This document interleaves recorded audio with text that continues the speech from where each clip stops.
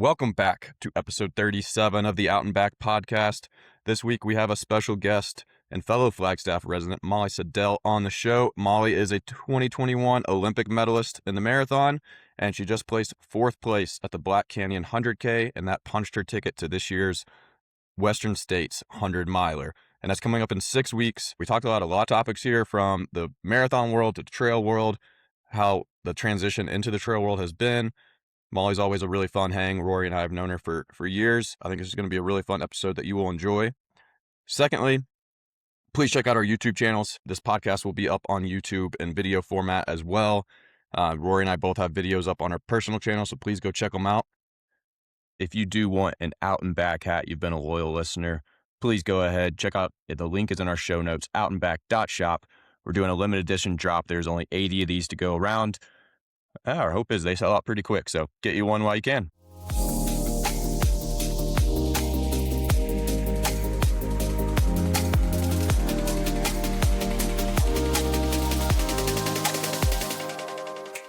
Welcome to another episode of the Out and Back podcast. This week we have on our good friend, fellow Flagstaff local, Olympic medalist turned trail queen, Molly Seidel. Molly Seidel. I always want to say Seidel, but it's Seidel, right? I appreciate you correcting it. It is Seidel, but I will take either way. FlowTrack loved to do Seidel when I was in college, and I feel like that's just like stuck. Yeah, I have to correct. I know it's Seidel, but I always want to say Seidel. So Seidel, Molly Seidel, Thanks for coming on. It is, as we're speaking, the end of Cocodona, and before we started recording, we're talking about you went to Golden Hour, the finishing hour of Cocodona, and we're watching. I want to get your thoughts as someone who has just entered this trail running world on what do you think about Cocodona? Because I'm conflicted. I have opinions. It's so funny because I feel like even in the trail community, there is like a really broad range of opinions on it. I was just talking about this with some people yesterday, that I think amongst a lot of trail runners, they see it as kind of insane. Because like objectively, like 250 miles is nuts. And they are really like, it's a mix of like running and hiking. I think the majority of people doing this, it's hiking. But at the same time, I think for people there was just this whole thing of like Francesco Pupi was like basically saying that like he doesn't recognize it as trail running. He won Canyons last year. He's won CCC. And he's like, I don't understand this. I don't think it's trail running. And like, I do have a problem with that because I don't think we can say what is or isn't trail running. Like, they're on trails, they're doing ultra marathon. If people want to run 250 miles, go for it. But maybe that's it. Like, trail running is just so broad. It encompasses everything from mountain VKs to 250-mile races. So it's like, you can't really gatekeep what is or isn't a trail race. Yeah, it's like hard to define trail racing. Like when we think about like track, it's like, oh, the 1500 is the 1500. Like the marathon is the marathon. Like there's no, really changing that, I guess. But like trail running, like it almost relates more to cycling where, it's like, hey, we're doing this mountain today. Here's the route, go. And it doesn't really matter what the terrain is, if it's how hard the trails are, how, the distance, none of it really matters, I feel like. Yeah. I mean, it's crazy because you can do an ultra marathon on the track as well. Like people do 24-hour like track ultra marathons. And so that's it. I think as the sport grows, there's probably going to need to be a little bit of like semantic differentiation between like what is or isn't the sport. But I don't think we can just like broadly say like, no, that's not running. Because like if you look at what Rachel just did, like objectively, she was running that shit. And like that's what's crazy about it. Like she ran fast for that 250. The fact that she broke her own course record by 7 hours is nuts. That's hard for me coming from the marathon world and the track world to wrap my head around how a course record gets broken by 7 hours. And then you hear her talking and she was like, she slept for like a combined 17 minutes and like basically 3, 5, or 6 minute naps throughout the race. And I'm like, that's a whole different ballgame. But the crazy part is like she was with it at the end. Like we were talking after the finish and she was just like a slightly more tired version of herself. Like she's a very energetic person, but like it didn't seem like she was like super out of it or whatnot. I would have to be carried out of there on a stretcher if I slept 17 minutes in 3 days. Yeah, take out the running. Just try to copy her sleep schedule for 3 days. Out the 250 miles even. But Yeah, that's it. Like, I just had a flight back from France and it was like an 18-hour travel day and it ruined me for like the entire week. And so I'm like, I feel so bad that I'm like, I'm complaining about this like long haul flight. And meanwhile, they're out there running for like 50 something hours. so you're back in Yeah. Flagstaff now. Was the France trip a training recon, or was that just a fun trip? No, so I went over, I raced at Canyons and then flew directly from Sacramento to Paris because Satisfy, the brand that I just signed with, is based out of Paris. And they're really wanting to help me develop a vest to wear for Western states. And they have ateliers like in-house there. So we did a bunch of fittings, like did a bunch of stuff at their office. And then I actually flew up to Chamonix to do a little bit of product testing there on the vest before I flew back to the States, just in case anything needed to be like modified while I was still on that side of the Atlantic. Nice. I actually have some sponsor questions I wanted to get to, but since we're already talking about Satisfy, so yeah, you recently announced that you signed with Satisfy, which is, I believe, an apparel only deal, right? Not a shoe deal. Mhm. Yeah. How does that look, I guess, like compared to a traditional, like most of our listeners here, I guess, are very familiar with like marathoners and, you know, how our stuff works. But yeah, what are the differences in, yeah, maybe an apparel deal or, you know, even a trail focused deal versus, you know, what you had previously with Puma and Saucony? Yeah, and this is my first apparel only deal, so it's kind of new ground for me, but I think a lot of my reasoning going into a deal like this was that like over the last year I was independent and basically used that to be able to figure out like what kind of stuff I wanted to be training in, especially on trails. Like it's not like on the roads where like a specific carbon fiber shoe necessarily is the best. It really does kind of depend on the terrain. And I think I'd tried out a lot of different brands and I was kind of like, oh, I like this shoe for some things, but I don't like it for other things. Like I like this here, but not there. And I think like the one like through line of it was that I really loved the Satisfy gear. I think that they're doing really cool things within the apparel space with their materials, with like just their approach that they have to apparel and culture. And so I was like, man, like I really want to figure out a way to do this, but like I want to have the flexibility to wear whatever I want. And when they were like, oh, like you can wear whatever shoes you want to do, that was kind of it. Like I think that ability to have a little bit more freedom and like, yeah, it like I think I probably could have gotten a bit more money if I'd gone for a full shoe and apparel deal. But at the same time, I think like I really value that flexibility. Like at Western States, I'm probably going to wear like maybe if I switch shoes during the race, probably 2 to 3 different brands on my feet, like throughout the race. And that's really nice of like being able to sign with a brand that I'm fully confident with apparel wise and then be able to wear whatever the hell I want on my feet, depending on the terrain of the race. Yeah, that is I a feel like nice luxury. Yeah. Yeah, Satisfy fits you so well too, Molly. Like Mhm. I feel like you've always kind of wanted to, I don't know, like have this like style within running that Satisfy fits into.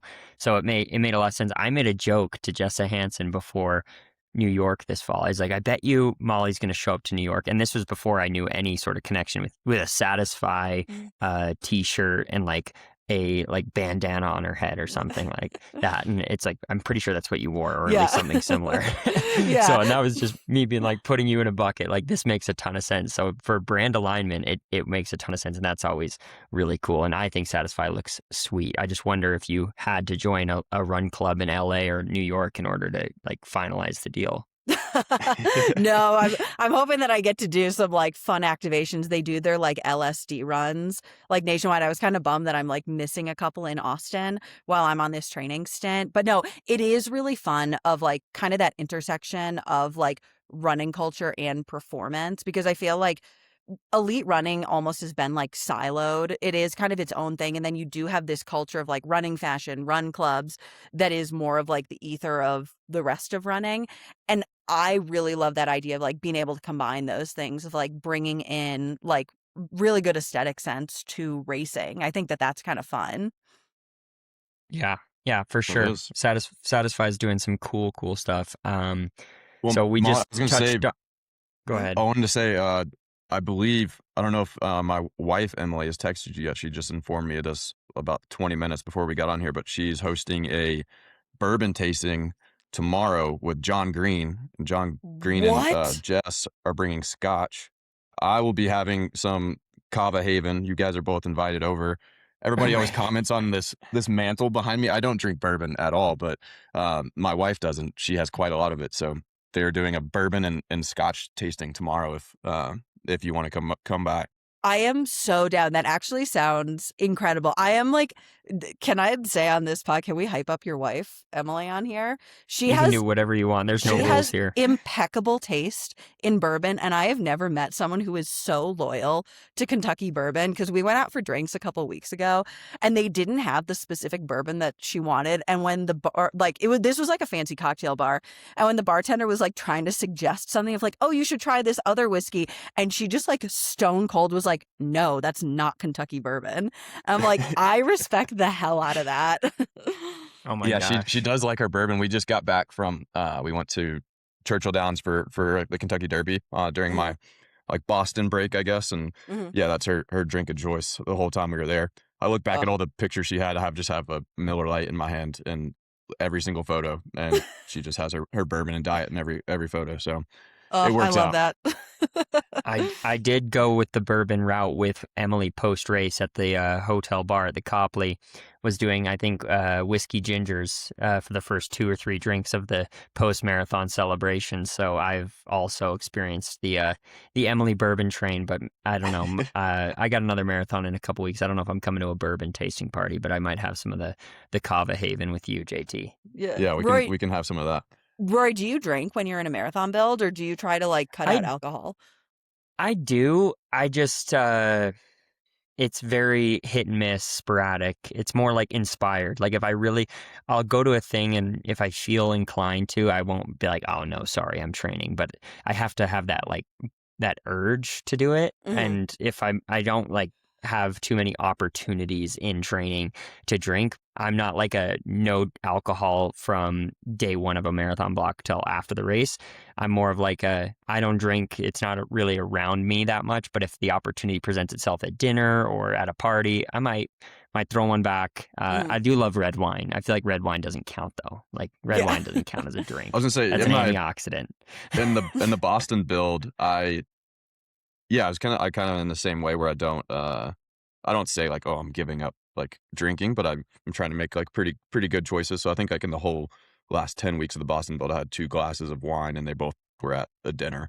So it's kind of it's a very situational thing, because I feel like when I'm at home and I'm running, 120, 130 miles a week, and like I'm just eating like rice bowls for dinner, like the opportunity to have a drink just doesn't really come up, On that note, I have a couple positive race experiences where I drank a little bit more than I would have planned on because opportunities were more abundant.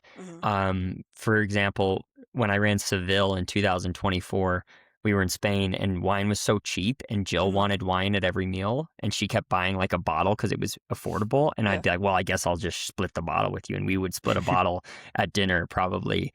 I would guess like 4 of the 7 nights we were there before the race. Oh my God, I love that. I probably drank the equivalent of 2 entire bottles of red wine in the week of the race. That's not different. a ton, but it's different in Europe, though. I do think that their wine is different over there, because I notice that anytime I'm over in France, if I'm over in France just for like appearances stuff or whatnot, or anytime I've raced in Europe, I do notice that you like kind of drink a lot more over there, but you feel totally fine. It's kind of wild. the culture seeps into you. Yeah. It doesn't help that the alcohol's cheaper than water a lot of times too. Or like, I know a lot of people who race track in Belgium, it's cheaper to get a beer than it is to get a water. And so everyone's just hydrating off that. Hell yeah. And gosh, Brady Holmer was on here, he would tell you that it still counts as hydration. We've had Brady Holmer, who's like a Twitter, like sports scientist, runner guy. And he said that, the myths of like certain things can't hydrate you while other things can is kind of, it's a myth. Like you can actually hydrate, somewhat off of alcohol, even though there's been a lot of people like, pounding the table saying that it doesn't count unless it's water and electrolytes or whatnot. So we here on this podcast are pro, I guess, pop, Diet Coke, whatever you got to do to get the hydration in. So pro having a good time. That's the out and back take. But all right, let's get into the meat of it now. You are what, about six or 7 weeks out now from Western States? Yeah, about that. I probably need to check my Training Peaks and see what the actual timeline is on it. It is like rapidly approaching. I think by the time this comes out, we'll be like right at the 6 weeks out mark. Mhm. So since our audience, I'm going to assume our audience is probably like myself. I know I'm aware of the trail world, but I'm by no means a trail expert, right? Mm. What is the golden ticket? How do you get a golden ticket? Yeah. So for a golden ticket for the Western States 100, like for Western States, you can either get in off a lottery, which is insanely difficult. People are on the waiting list for like years and whatnot. Or if you get top 3 or 2 at certain races, but at certain like major trail races. So I ran Black Canyon, Canyons is another one. I believe Javelina 100 is another one. If you place top 3 at these large trail events, you get an automatic entry to the Western States 100, which is at the end of June every year. And so I got my golden ticket by getting 4th at Black Canyon because someone else in front of me already had their ticket. So it's basically just like if you do well enough at a running event, the prize is more running. Yep. There we go. Classic. Yeah.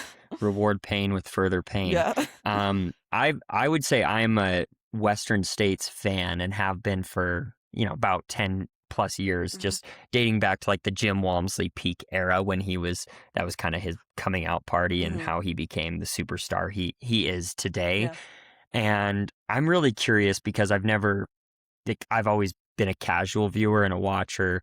And as you being someone who came from our world, the marathon world, and has entered into this trail world, ultra world, specifically gearing up for the Super Bowl of North American trail running Western States, what are some of the weirdest, craziest, specific things that you're doing for your Western States prep, or maybe you did for Black Canyon that is just like for us roadies is going to blow our mind or like be like something, oh, you've probably never done anything like this? Oh, I feel like nothing is like I'm not doing anything particularly insane. I think like the length of runs gets longer just because you have to have a lot more time on your feet. Like I think I have a 5-hour long run tomorrow. So like coming from the marathon world, that just seems really long, but mileage wise, it's going to be pretty close actually to what I did marathoning. Like I think I topped out at like a 34-mile long run for Black Canyon. I might do like a 40-miler in this build. So it's like you just distribute things differently, though I run overall less mileage than I did for the marathon.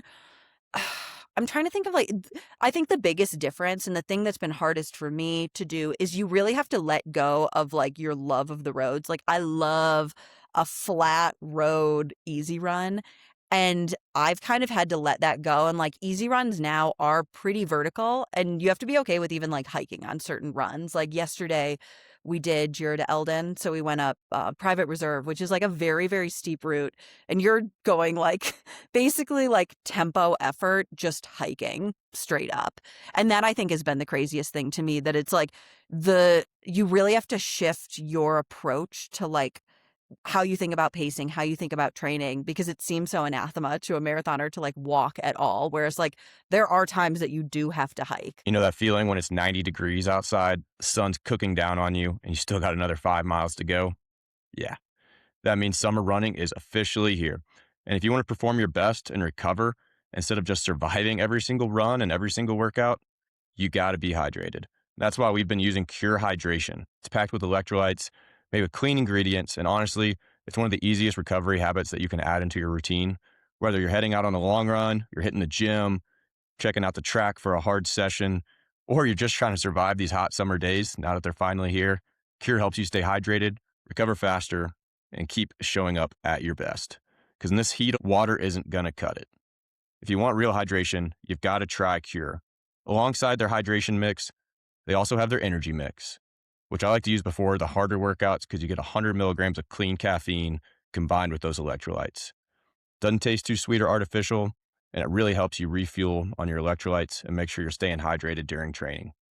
Staying hydrated isn't just about drinking more water. It's about what your body actually does with it. And that's exactly what Cure does, and it's the reason why we love using Cure hydration products. Clean ingredients, real science, and it actually tastes really good. Use code OUTANDBACK for 20% off at curehydration.com. Check out the link in our show notes, or just go find it on Amazon. Happy training.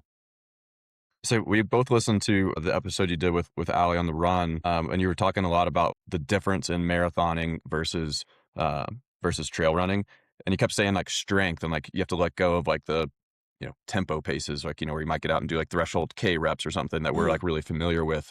What did you mean when you keep talking about like strength versus LT work, I guess? Yeah, I guess strength in the sense of like when you're on your feet for that long, you just get so much muscle fatigue. Like the thing that I noticed the most at Black Canyon was in those final 30 miles, like my legs just ached because there's so much muscle damage from the downhill, from the climbing, and you're not going fast, but you're like, man, like my body physically can't go any faster.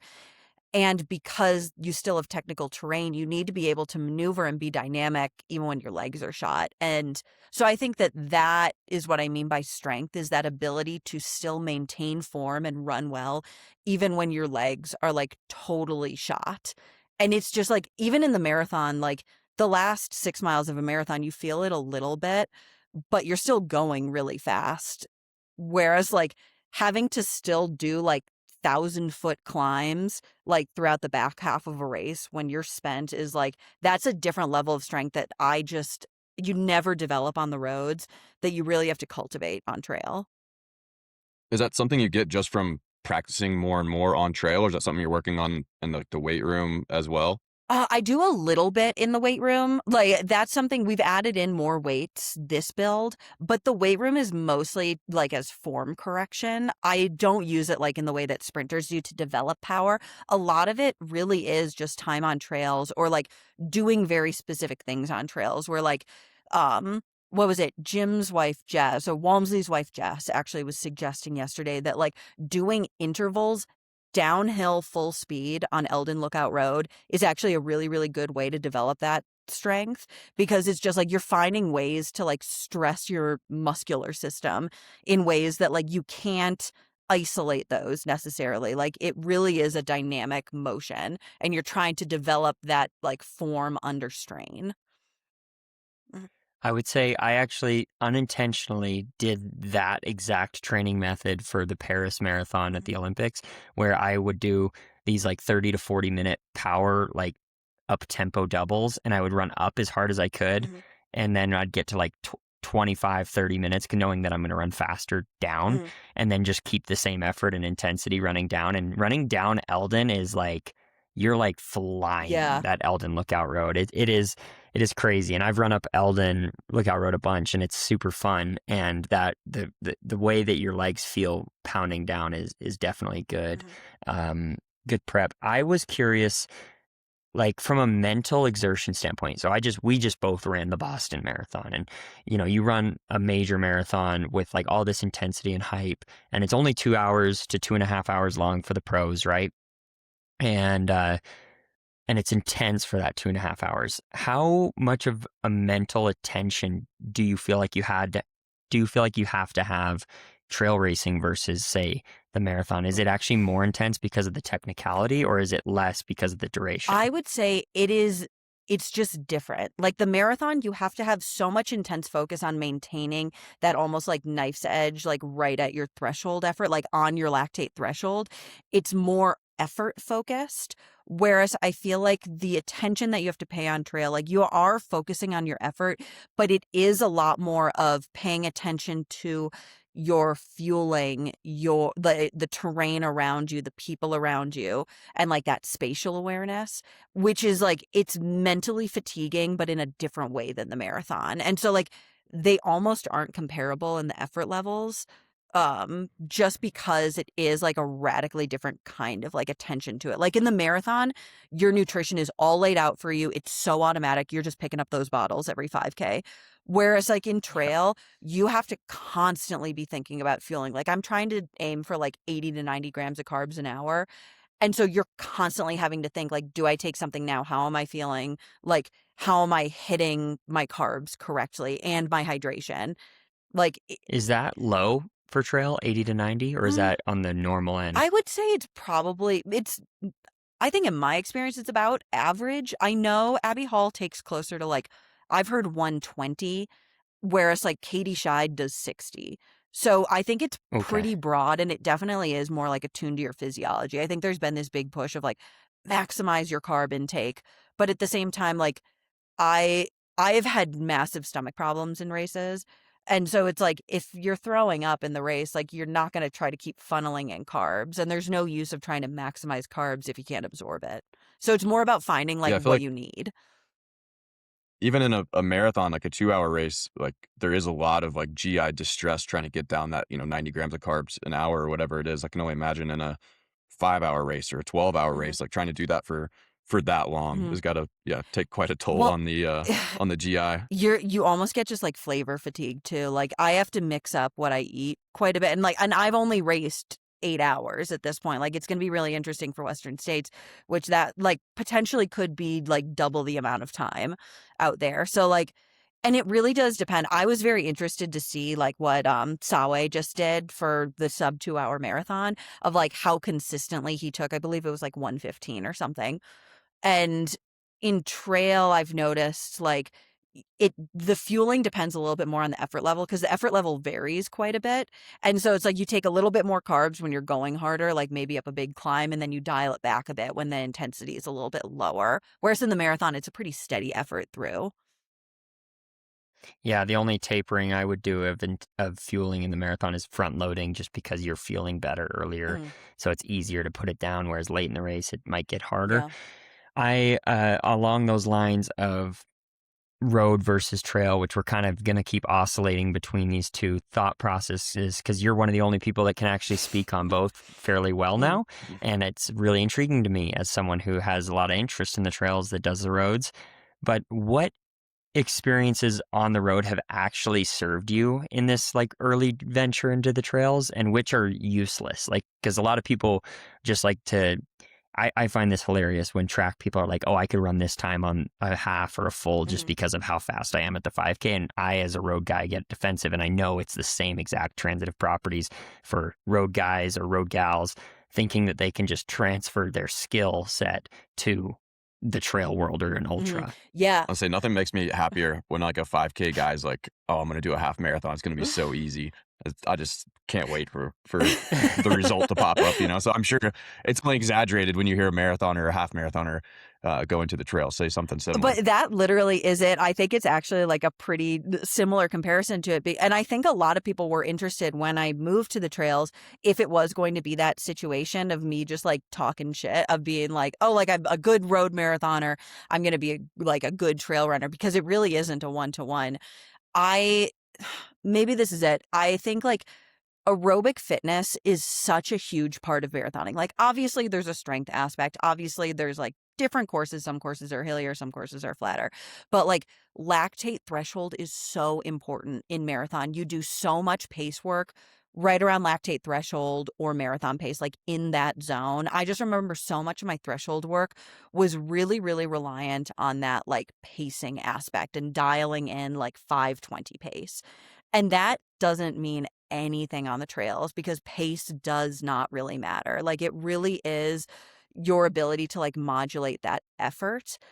And even like the aspect of like going into Black Canyon, like my coach kept telling me, like, you're probably the fittest person on this line. But like it doesn't matter, because there's so many other variables that matter just as much, if not more, than fitness. Like fitness is one piece of the pie, but it is not the whole thing. And so I think it's that, and that's why I really like trail racing, is that I think that there's more levers that you can pull or adjust to determine like how you do in a race, rather than just like, let's hammer lactate threshold as hard as we can, as much as we can, until the cows come home, and see how it works out. Like it's fun that there are more things that go into it. And so in your training for Black Canyon and for Western States, like, are you still doing like marathon pace stuff or LT pace stuff, or No. is it more like, hey, I've checked this box, this is topped up, I need to go get better at the technical trail aspect of Yeah, it? so we did an LT block going into canyons. And so, but the big difference was that my LT block going into Black Canyon, that was my New York build. We used New York to train threshold. And so a lot of my work was on the roads. I was doing a little bit more pacing work, whereas we really shifted that all of my LT work was basically uphill efforts on Eldon Lookout Road or on Schnebley Hill down in Sedona, just because my coach was like, yeah, like, to be honest, like, the fact that like you wanted to run New York, like we did the LT there, it's fine doing it on the roads, but it matters a lot more being able to have that uphill strength and basically looking at power fade as we got higher in elevation. So like I think when we started the LT block, my power fade across like a threshold workout was close to 11%, whereas we got it down to closer to like 5% by the end of it. So that's the improvements that we're looking for rather than pace. It's like, how much power are you losing as you're climbing in these longer efforts in like a 4x15 threshold workout. Now we're into basically like the big like ultra specific block. Everything's reversed. So like you do your VO2 max work first, then you do your LT, then you do base mileage. So we'll do steady efforts. So like an hour in zone 3, basically, of like steady hard running within a 4-hour run. But yeah, it really is kind of just like technical work, a lot of mileage, and like prepping for the specific demands of the race now. But we won't do any more LT work basically between now and the race. Yeah, that's really interesting you say that, because that's talking about like the power fade, because I think that's something when I go do like these marathon tempos, right? Like say I'm gonna do 3 tempo runs in a block. The first one I'll look at like the heart rate, like the ramp of the heart rate. Like say I'm running 5-minute pace for just for easy numbers sake.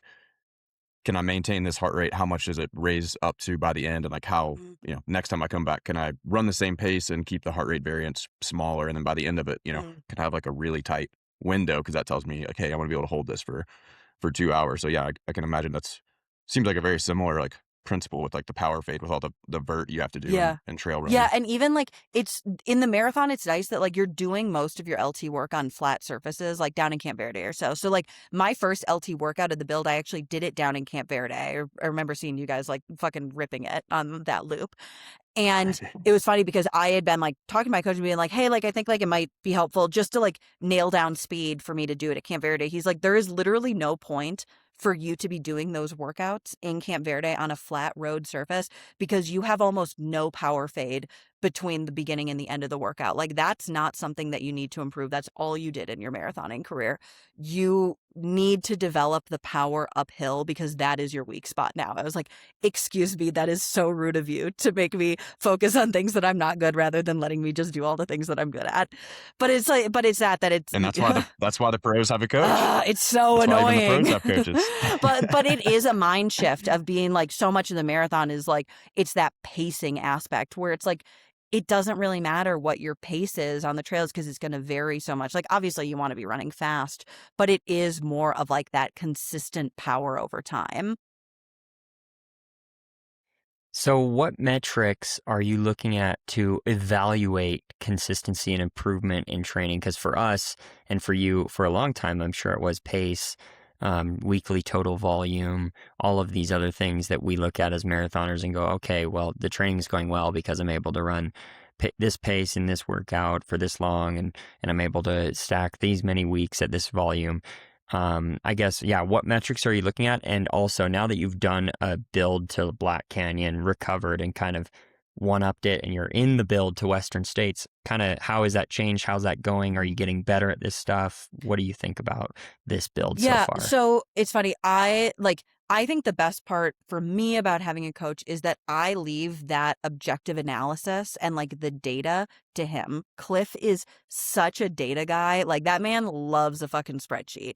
And so like I input all my data into Training Peaks and he's really good at analyzing it. What I feel like I'm really good at and what I do best with is like the subjective feeling of it. So I typically will gauge my improvement about how I'm feeling on a run, like, and that's a little bit like harder to describe. Basically, like when I'm going out and doing a 5-hour long run, it's the subjective experience of like, how did I feel like I was moving? Did I feel like my form was breaking down?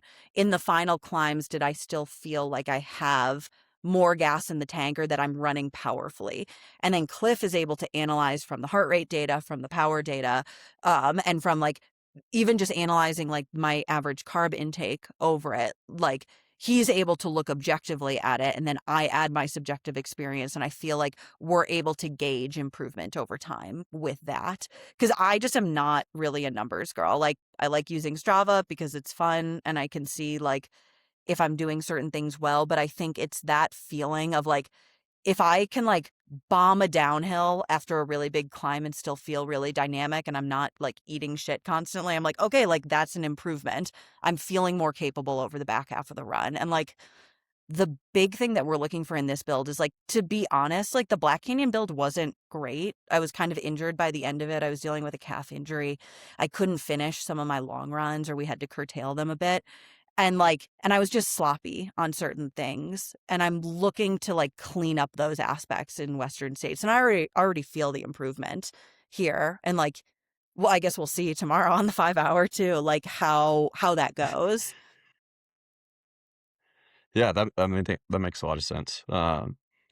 Looking at the field for Western states, so Abby Hall is actually my neighbor. She lives right across the Hmm. street from me, and ran into her last night while Emily and I were taking a walk and chatted for a little Hmm. bit. And yeah, we're talking about you, and we're talking about uh, she was saying that a lot of the pro field for Western states is all in Flagstaff right now Hmm. training. She told me, like, I forgot how many of them there were, but sounded like the majority of the contenders are all in Flagstaff training right now. Do you do all this training totally solo, or have you linked up with other people? Because obviously in the road world, it's like very common to, do workouts, or, people match up all the time. I didn't know if trail people tend to stay totally solo, or how does that work? So it's funny, I do link up with people here, but it's mostly like locals. I feel like I'm still kind of like getting to know a lot of people in the trail world. So like I've got kind of my main training partners here that I do a lot of runs with, but I do most of my long stuff solo. And I think like as I meet more people, like I'm in it longer, I would love to like meet up with people. I just ran into Abby as well over at Whole Foods and was like, definitely would love to do stuff with her. But like Abby is also like, she's on a different fucking level right now. Like I think she clocked like, what was it? She's doing like 150-mile weeks, like crazy long runs right now. And like she's been doing this for 10 plus years or so. Like she's won Western, she's at this level where she's able to maintain a super high level of training that like I'm still working up to that. So like frankly, I don't think I could run with her for a 40-mile run right now. But like the goal is to try and get to that point where I'm able to do more stuff with these established trail runners. And that's just like the process of, yeah, doing this longer, gaining the skills or whatnot. But I've got enough people here that can absolutely kick my ass in training and yeah, help me break up the really long runs. Is there any difference in like the community aspect? Because I feel like the road running scene, like, everybody knows each other for the vast majority of it. Everyone's pretty friendly and, yeah, Mhm. helpful. Hey, jump in my workout. I'll jump in your long run, whatever. How would you say like the community, is it any different, or is it just like the same but in a different realm, I Mm. guess? It's interesting because I feel like I'm still getting my bearings with it. Like trail is such a community-based sport that I think within like the broader trail community, like it is super inclusive, like everyone is super friendly. And I think there's that aspect of like everybody accepts that it's super fucking hard, and then that like you can't really have a ton of ego with it because like the races themselves will beat you down. But I think also like people's training is so different. Like people train in very different ways. Whereas in the marathon, like everything is kind of almost like aggregated towards the same type of stuff. So like everybody knows that like, oh, you're working out on Tuesdays and Fridays and a long run on Sunday. And so everybody gets together for that. Whereas like trail, it really is a lot more individualized. People are doing stuff on different days. You're doing different routes. Different people are more comfortable with certain things. So it's like, I think that's more of like why people don't train together a bit more. You also just can't have like a 50-person like long run on trail like you can on A1. Yeah, it'd probably be hard to get that many people to. It'd be hard to get that many people to go out for 5 hours with you Yeah, too. exactly. Have you utilized the Grand Canyon at all living here? Because I know like a lot of like the canyon makes cowboys as the old Coconino Cowboys mantra. That's when I started like watching and like being a casual observer of the trails, was back when like the Kirsch, Eric Sessman, and Jim Walmsley crew was out here mobbing.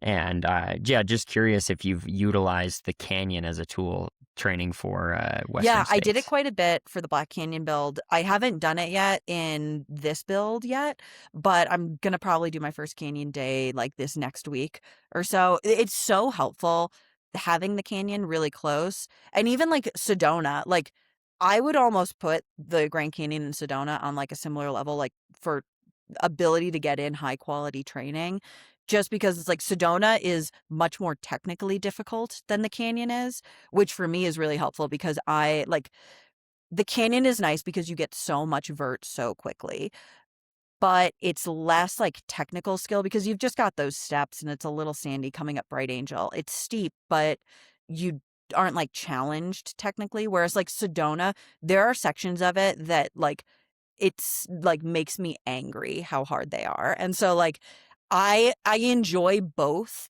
for different reasons, and it's nice being able to use training locations to like like basically like give like the workout is the location. So like rather than being like, "Oh, I want to do mile repeats today and 400s on Friday." It's like, "Oh, I want to do Sedona today and the Grand Canyon on Friday because those are going to hit different systems." If you're like us, you're going to be having a few drinks after your marathon, either in celebration or in sorrow. That's why I'm packing Z-Biotics pre-alcohol probiotic drink in my suitcase.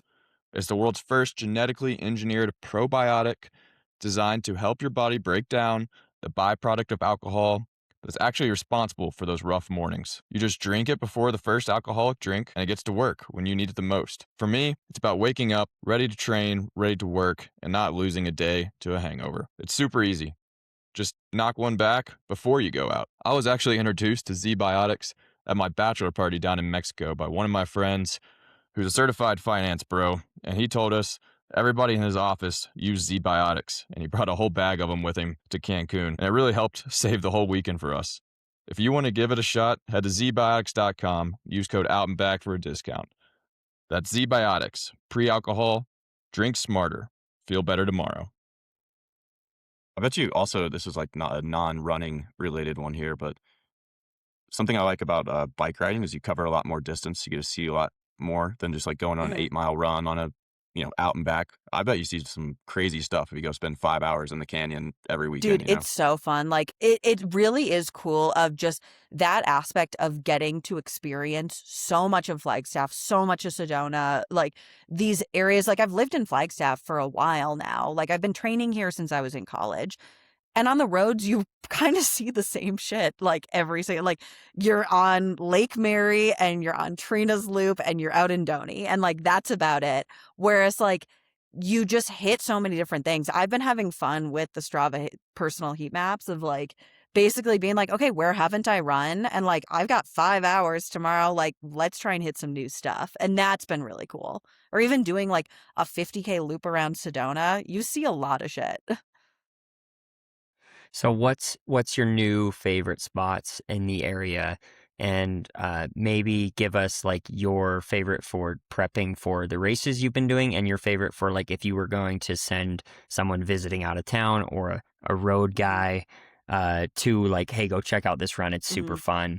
Do you have like new favorite Yeah, spots? honestly, like the Dry Lake Hills, so like just over from Eldon, I feel like are so nice because you get a good mix of like good climbing, but nothing that's gonna like destroy you.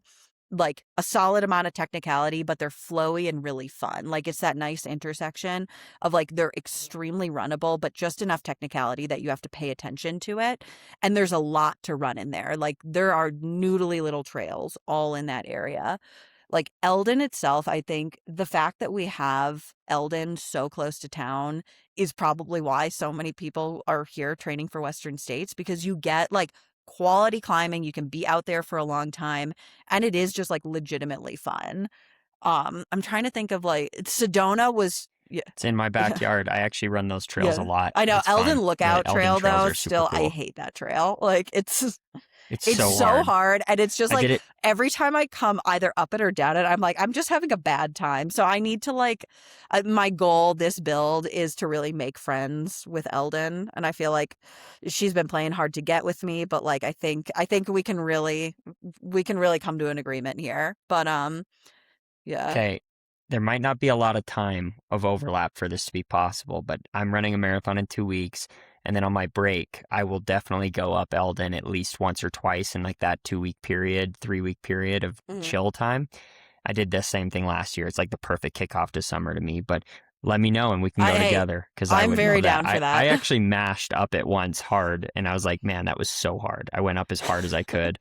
I was going to say, if you run it with Molly, it probably won't be very chill. That's the thing. I don't know though, because Rory is good at trails. Like he's got the record up Schnebley. Like you are not a slouch when it comes to like running these things. And I feel like you take it at like a hammerhead fucking approach to these things too. So I'm worried that you're gonna drop me going up Eldon. So I'm like, no. If you invite me to a trail run with you, I'm one of those people that I actually think it's rude if you're running with someone to like make it your objective to drop them, especially on trails, because trails, that's kind of the whole vibe is it's like we're kind of enjoying this together. So if you invite me to a Eldon lookout, it'll be your pace, and if you drop me, so be it. But I feel like if you're gonna drop me on that, it would be on a descent because that descent makes me so uncomfortable. It's like if it makes you feel better, down. That descent freaks me out too. Like, but that I'm trying to work on my descents. Like just being out in Chamonix, of like some of those descents there, I was like fearing for my life. I had a really bad fall on one of them. That it's just like. Literally, that was it. I like almost went off like the side of the cliff, and like it's like a 45-50 degree slope if you go off the trail too. And that was like I had to like sit on the trail for a minute and be like, okay, like we're okay, everything's fine, because it's scary. Like it's scary once you start getting up high and when it's steep, and the consequences are just a little bit more if you fall. If you fall on the roads, you just skin yourself. If you fall up high, it can get a little bit gnarly. Yeah, single track is not for me. So you guys have fun with that. I cannot do any descending is not good for me. I cannot do anything technical.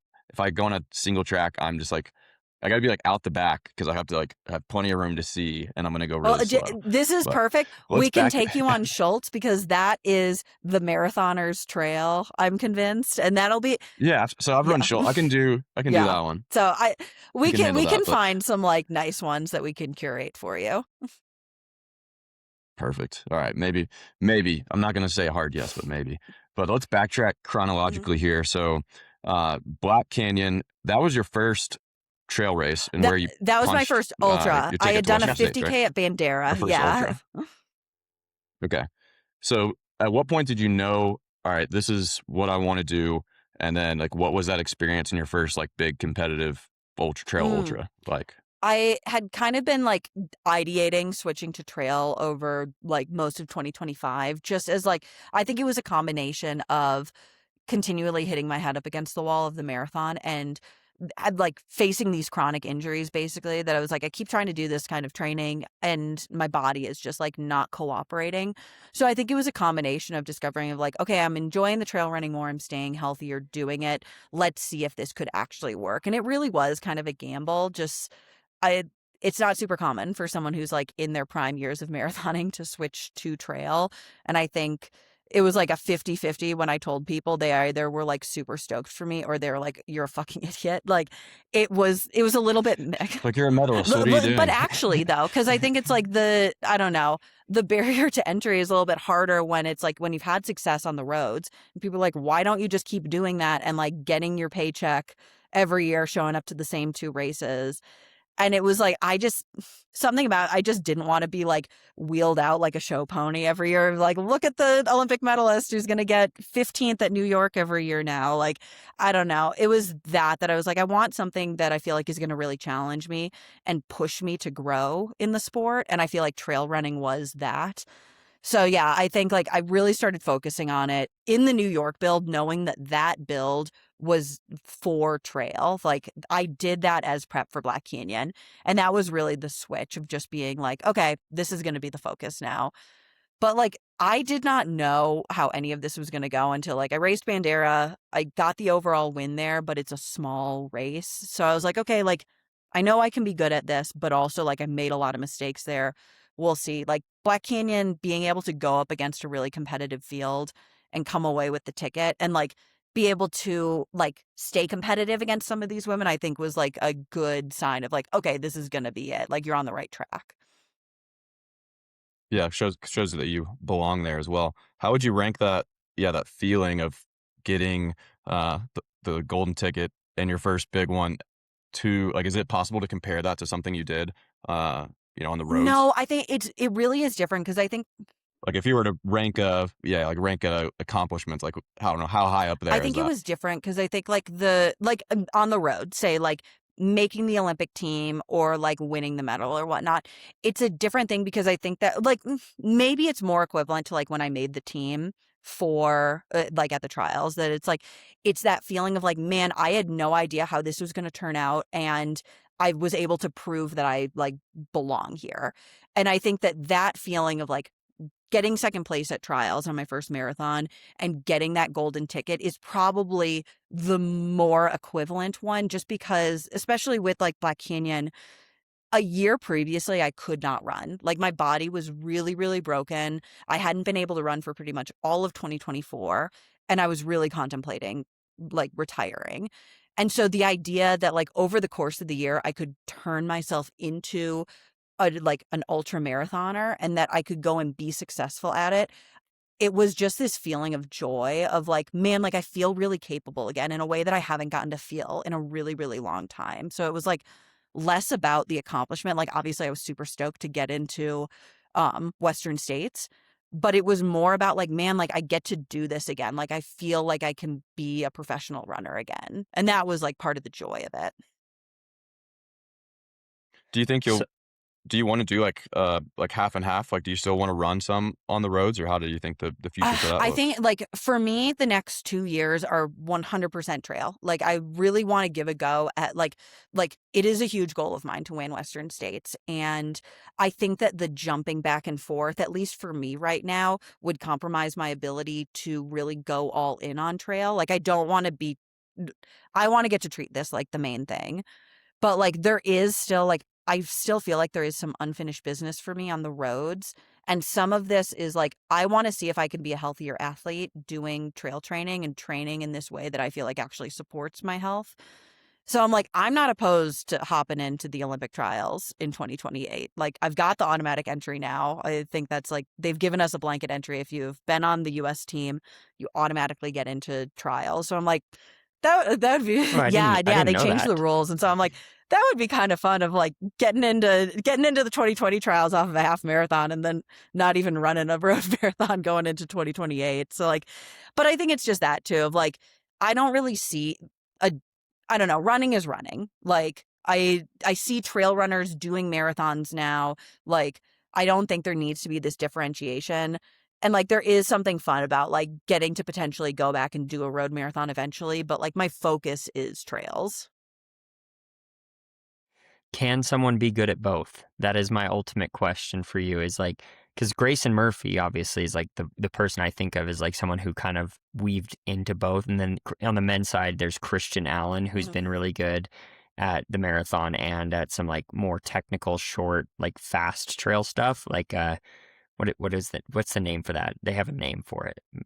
What is it? Like There's like mountain a running? mountain running What that's is not it? Sky ultra. running. Mhm. Okay, yeah, yeah. He's like kind of doing that section of the sport, which again, trail running is so broad that it's like, but do you think people can actually do both? Because it's like that's the thing that scares me as someone who has Mhm. interest in both is like, well, if I like I kind of have to, I feel it feels like you'd have to pick like and you Mhm. clearly are picking. You're like, "Hey, I'm going to do trail. I'm going to Yeah. just focus on trail." I don't know. Like, that's the thing. I've seen people jump back and forth between both. And I see, like, certain people like Tom Evans, who, like, he runs pretty fast on the road when he wants to. Even, like, Jim Walmsley, he can rip a half marathon when he wants to. But they're not, like, world-class road runners by any means. Like, I haven't seen anyone that is able to be world-class in both. It kind of seems like you have to have a little bit of specificity. And, like, I don't know, I guess that's the, like, interesting thing that, like, we'll probably see, and the thing that I would like to test to see if, like, th being able to, like, really rip it on the trails and have that strength to win 100 milers does lend itself to the marathon. But I don't know, the marathon's getting so fast, it almost feels more like a track event now, which is why I think there's so much crossplay between track and marathon. But I don't like maybe that's a little bit of my experiment here, is seeing like, can I go out and like win 100 milers and then still come back and be like a highly competitive US marathoner? Like, I don't think by any means I'm going to be like competitive against the Kenyans, but like, I think that there are elements of trail running and what I do on the trails that would lend themselves well to the marathon, at the very least, like the more strength-based ones. Okay, That makes fair. sense. Yeah, but I I like think like that I answer. think with anything, you do have to like almost like pick what your priority is. Like the, it's tough because it's like it would be super cool to get to be great at everything you try and like be a Sifan Hassan and just win everything that you hop into. But like at the same time, I think that there are technical elements of trail that might take away a little bit from marathon speed. But other things like, I don't know, you probably get hella strong, like running 150 to 100 mile races that would help late in a marathon. You probably wouldn't have to worry about bonking at the end of a 26-mile race if you're used to battling demons Yeah. for 12 plus hours in 100-mile races. So I do think like the mental strength of like knowing what it's like to suffer for a long time. But then I say that, and I'm someone who likes to dabble in the shorter stuff too. And I ran a 1500 last summer, and it was like the hardest thing I did all of 2025 was race a 1500 and get absolutely Yeah. dummied by But some even college that, it's like, kids. it is crazy of like doing longer distance events and then trying to drop down and you're just like, God damn, that hurts so badly. But I'm like, I would it's Like the so intense. intensity uptick Even just is doing, so when I did the 50K at Canyons, I got my ass handed to me by Lauren Gregory and McKenna Myler, McKenna Morley, McKenna sorry. Morley. And it was insane how fast they could go because they come from the Golden Trails world. And I was like, God damn, like this is a marathon distance race. And I feel like I am racing out of my mind right now. But like, I think that's some of the fun of it, of being able to do different distances and like still tap into that intensity. I want to ask about recovery too. So like we were talking about Cocodona, and yeah, some people finishing Cocodona looking like they had definitely been fighting demons for a long time. And it is different. So you did Black Canyon stuff. What was the recovery process like after that? Like, is it, I guess, like compare it to how you would recover after a I was much marathon? more sore after Black Canyon than I was after any marathon I've done. But like, I think I recovered a little bit faster.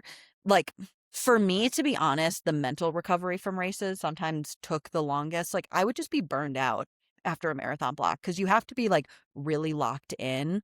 That was just something, I never handled the pressure of marathons super well. Like, it mentally affected me quite a bit. Whereas like after Black Canyon, I was super stoked and like ready to hop into 100-mile training right away. But like, I think some of it is like just getting your body systems back in check. Like, I wanted to make sure like muscles were moving correctly, that like my body was ready to train again. So like took a couple weeks down. But I didn't feel like I was like run ragged necessarily. Whereas like sometimes after marathons, I would be like, fuck, I don't even want to think about marathon training for like a while. I'm kind of Yeah. going through that right now. But Very much so. yeah.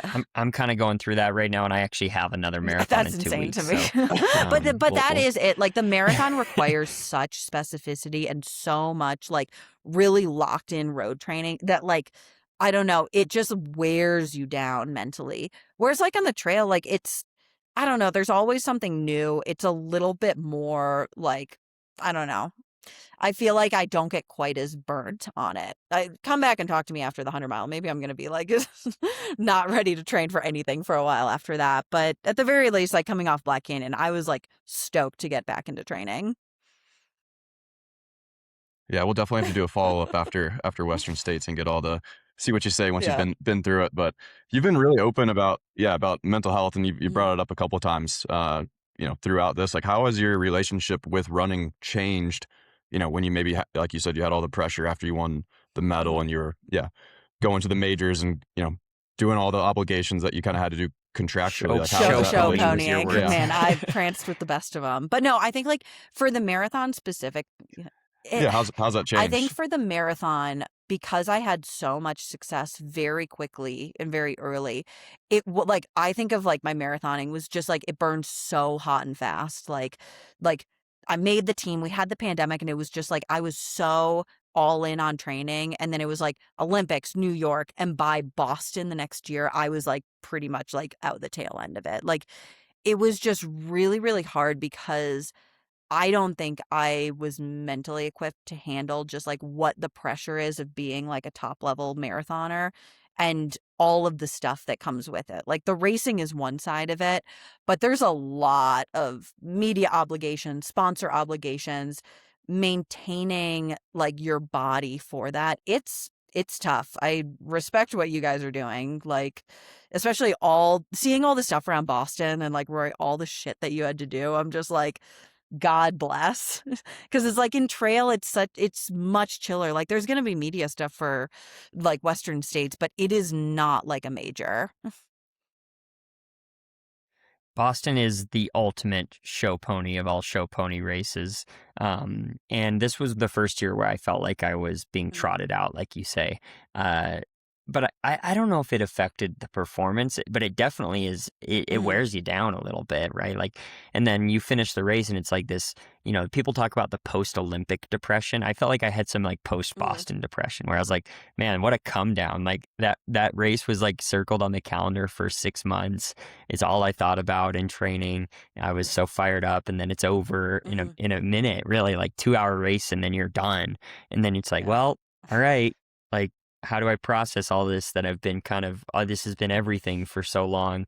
And yeah, it's a weird experience. And I definitely feel like there's something to be gained from like the pure fun, playful nature of trail running. And, I try to keep my own training more playful and fun, but at the end of the day, I'm an intense person and I want to run hard and I want to beat people and I want to get better. So it's hard to balance that like intensity, desire to crush souls, and like also like keep running fun. Because to me, like my number one thing that I think has made me pretty successful in running is loving it. And it's so easy to like lose that in sight of like, well, if I'm not getting better and if I'm not beating this person, then what's the point? It really right? is such a hard line to ride. Like I literally just went through this past week of like I could feel myself slipping back into, I call it like marathon mentality, but it is almost that like win at all costs of like, I am willing to, and I think like you probably share this with me, maybe a little bit healthier. I think you're maybe a little bit more balanced than I have been in the past, but I fall into this mentality of like, I will burn my life down in order to be successful at something. And like, I think that was my problem in the marathon, that I was like, I care so deeply about this. I will do everything it takes to be good at this. And it's almost like you grip it so tightly that it breaks in your hand. And I think as I've grown older and I've been through more cycles of this, I can identify it a little bit better. But it also like it's helpful that like my girlfriend will call me out on it, or like I can observe it more from the outside when I feel myself getting that anxiety around races. Because like in the marathon, there is this kind of like, it's so intensely focused on it, especially something like Boston or New York, where it's like, I'm pouring everything into this one thing. Whereas like, I need to have a little bit more balance of like going into Western states. I'm trying to be like, this is a learning process. Like, obviously I care how I finish, but like, I don't need to pull out all the stops for this. Like, I want to be able to do this for a long time. I don't want to like kill myself to do well at this race and then 2 days afterwards be like deep in depression. Yeah, fair enough. Sounds like a good It's just approach. tough though, because it's like you want to do well. Like I want to go out and like do as well as I possibly can, and it's hard trying to think like long term and sustainable. Like thinking of like, how do I keep getting to do this for 10 years? Yeah. Yeah, I think we all love being involved in the sport as long as you can. But yeah, burning bright is a dangerous game, and the Olympics and the big races like Boston. I'm surprised though that you feel so chill about Western states, because I feel like I would just immediately go like, oh well, it's Western states. I gotta like But like be like that's all how I in was. on That's this, and that, literally and, like the trap that I was falling into last week. And then it like took a little bit for me to be like, no, like the point, for example, there's this training camp that happens for Western states, and it's over Memorial Day weekend. And like, I was really stressed about going to this. I'm like, I don't really want to go to this training camp, but like, I feel like I have to. And if I don't go, am I being lazy that I'm not doing everything I possibly could do? And remembering like, no, like the point of this is for me to be able to like balance it with what's going on in my life and to enjoy it. And if I don't want to go, I don't need to go to it. And if I don't do as well at Western States this year because of it, it's okay. Like I'll see the course when I see the course. Yeah. Yeah. And there's been plenty of people that go do those missions, those camps, and then bomb the race. So it's Well, the not like it's like problem a is those bulletproof camps plan. are just a dick measuring contest. And I'm like, I don't need to go out and Yeah. like wail on that. Like, I don't know. I don't want to get caught into that trap of trying to like show everybody how fit I am rather than just like trusting that I'm fit. Yeah. Let them All see it right. in June. Yep. We've been talking a lot about like goals and seriousness, so we will leave you with a serious question as you are in this new phase that we're excited about. I'm excited to watch Western States. It's going to be an absolute show, and hopefully I can jump on some Eldon trails with you before you take off for the big show. But what goals or goal do you have for yourself now? Obviously with Western coming up, but in like the long term on the trail, you said you wanted to win Western, but is there other specific things in this trail world or outside of it that you're hungry about and getting excited Ooh, about in training? I think like long term UTMB is a big one for me. That race is just like at the current moment outside of my wheelhouse because I think that's a different style of like mountain running that like my road experience doesn't help at all for that. Like it is so mountainous. There's hiking in that one, and I think that that's something like I will need to develop that kind of strength over the next few years. Whereas like I think something like Western States is something that's a little bit more suited to my current strengths coming from the roads. But yeah, I think like for me, it like uh, so much of it centers around like these big like marquee races of trail running. But even like some of the other ones, like getting to do something like Comrades, like the original ultra marathon of like 50 miles out in South Africa would be really cool. Even like FKTs, I would love to be able to go after like an FKT on the Grand Canyon if the North Rim ever reopens. But stuff like that I think it's like being able to look at aspects of the sport that I'm like, man, like that is skill wise outside of my level right now. How do I progress and develop towards doing something like that? And that's really fun rather than just like being like, how do I go faster and faster and faster? It's like, how do I become the most dynamic athlete that I can be? I think is a really fun thing to like contemplate for my trail career. Awesome. Well, thanks for coming on. We're excited to see how Western States goes coming up. So I'm sure we'll both see you plenty of times Bourbon before then. tasting, But come on. Bourbon tomorrow, I guess. yeah, bourbon Yeah. tasting tomorrow. Yeah. Come No, on thanks you through. guys for having me on. This was really Yeah. fun getting to chat with you. Yeah, appreciate your time. You are our first trail runner guest. Oh my God, Hopefully wait, not our I popped your last, trail but, running cherry. That's so yeah. cute. I'm so glad to be here. We count you as one of our own too, as a Flagstaff local / former road warrior. We figured you were the perfect person to transition us into the trail world and maybe open our eyes to what's possible out there. Anytime it's an you need experimental an out and back podcast. trail correspondent, I am here and I am willing. I'm right down the road. Awesome. Sounds Perfect. great. And happy training. Thanks and so we much, will guys. see you around.